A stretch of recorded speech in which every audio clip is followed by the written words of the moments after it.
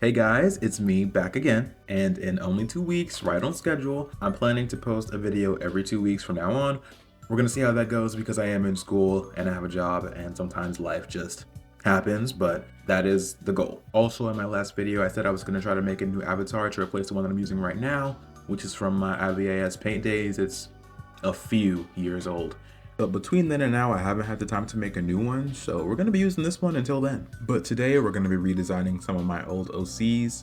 They live in a D&D-esque sort of fantasy world, but I've put my own spin on a lot of the tropes of the genre. It's maybe a bit more technologically advanced than your typical fantasy world, but all with like magical, fantastical sorts of tech. You've got all the basics: elves, dragons, magic, a fully fleshed out magic system which I crafted from my own blood, sweat, and tears. But we're not gonna get into that today, because it would need an entire dedicated video to explain, which I can give you, but not today. What we are gonna get into today is these OCs. These characters were honestly sort of my first real original characters, at least the first ones I actually tried to write lore for.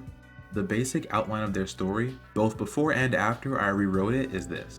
They were all enrolled in the same school, a sort of prestigious magic school, similar to the DWMA if you've ever seen Soul Eater, or Hogwarts, I guess, from Harry Potter, even though I think Harry Potter is kind of lame.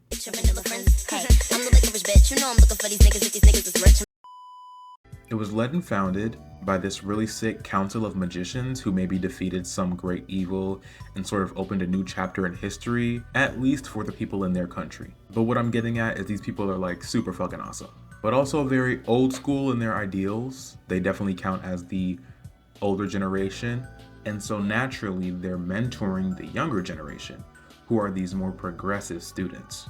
And they're ditching the arbitrary rules of society that aren't serving them anymore. And obviously this is just a metaphor or an allegory for our real life society, but just replace self-expression through magic, through self-expression of your sexuality, gender, your appearance, and choice of clothes, whatever it may be.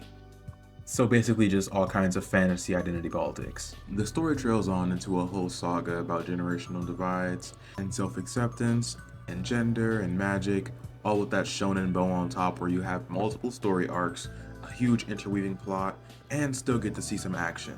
I could go on forever, but I won't, because we need to actually get into the characters that we're here to redesign. I know it's been a whole 2 minutes, and so we're gonna go ahead and jump into it with our first character, Reeve. The first ever drawing I ever did of Reeve was actually me drawing my character from a Roblox game called Voxel Blade.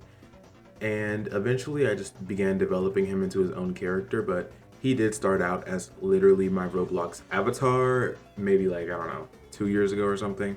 But some of the old art I have of him really isn't that bad, which is probably because not all of it is from like 2.5 years ago. Some of it is from more recently, like 1 year ago, not even a year ago. Every time I drew this character, even if I didn't have the intention to redesign him, he just came out looking differently, so it feels like he's always changing, which I guess he was, but that wasn't what was supposed to be happening. So I'm glad I get to do it on purpose this time. So Reeve is a half dragon. His mom is a human and his dad is a dragon. And I know that sounds crazy, but just listen.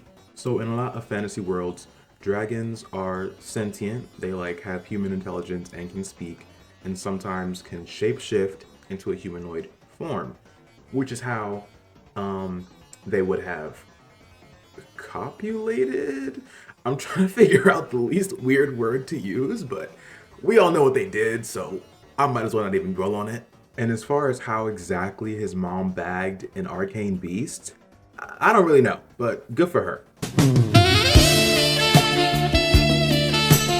Reeve grew up in a small village of humans with his mom. His dad hit it and quit it, as dragons probably often do, and so he was raised like any other child except for the fact that he had horns and a tail. Now, if you know anything about humans, which I'm assuming you do because you presumably are one, they have a bit of a reputation for fearing people they don't understand or that are different from them.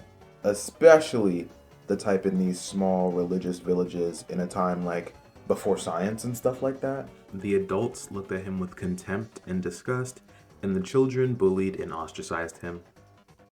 This is personal.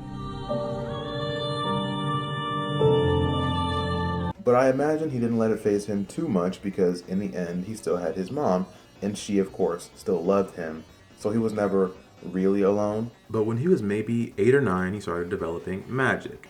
As a magical creature, at least half of one, it came very naturally to him, specifically fire magic, and maybe some electricity too if he tried. But the humans thought of it as demonic and forbidden. So to recap, a magical child with a demon-ish appearance, growing up in a village full of extremely religious and closed-minded zealots. So yeah, eventually they became tired of his demonic nonsense and formed a mob. They had the intention of either driving him out of the village or ending him. So they formed a mob, they got their torches and pitchforks, and they went and hunted Reeve down. After which they surrounded him, cornered him, and attacked him. And Reeve, as a scared child who just unlocked the ability to literally make fire, did the only thing he could think of, and, you know, long story short, not many, if any at all, people in the village survived. And he also did not escape unscathed, as you can tell from his design, with the scar across his eye and cheek, and his broken horn. After this incident, he abandoned his scorched village. He has no real recollection of the events that went down, but he's aware of the aftermath. And because of this crazy trauma he endured, he developed a sort of mental block around magic. So he just can't do it anymore.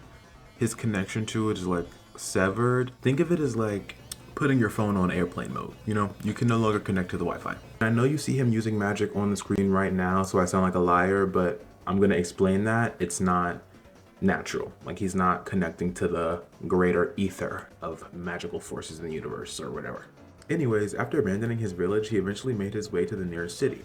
He probably became a bit of a street rat, stealing and scrounging to survive until eventually finding some sort of, I don't really know. This is the sort of blank spot in his story. All I'm sure of is he eventually made his way to the same magic school plus adventurer guild situation that Celeste and Remy did. He definitely has many fights under his belt and plans to have many adventures under his belt in the future. His origin is kind of a Naruto situation, except Naruto's village didn't try to kill him.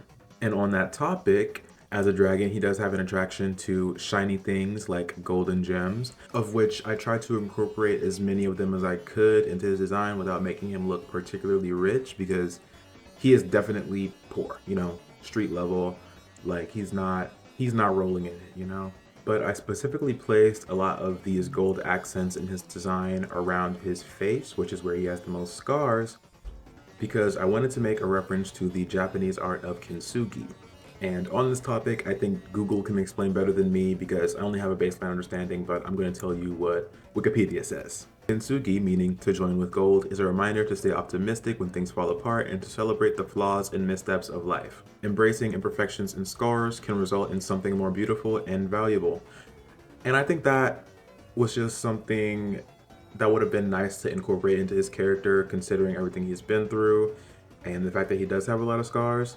But I also like the fact that it ties in so well with the trope of dragons having hordes of gold. And if I'm being honest with you, I think this little connection that I have made, I don't even know what the word for it would be because it's like a very layered connection in his character.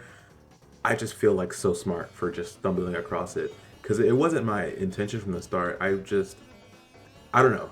The pieces just fell into place ever so gracefully. But back to the dragons having hordes of golden gems concept, I think he also is attracted to magic items, not only because he's just attracted to that sort of thing because of the dragon aspect of it, but because he cannot use magic, so maybe he would lean on magic items as sort of a crutch or a way to stack up to people who can use magic.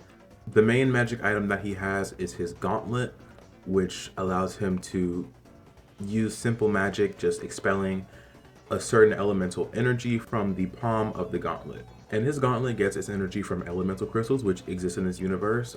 If you don't know, now you know. You can put a crystal in the slot on the back of the gauntlet, and then that type of magic will shoot out of the palm of the gauntlet. I imagine his gauntlet was built by an artificer and he stole it from them.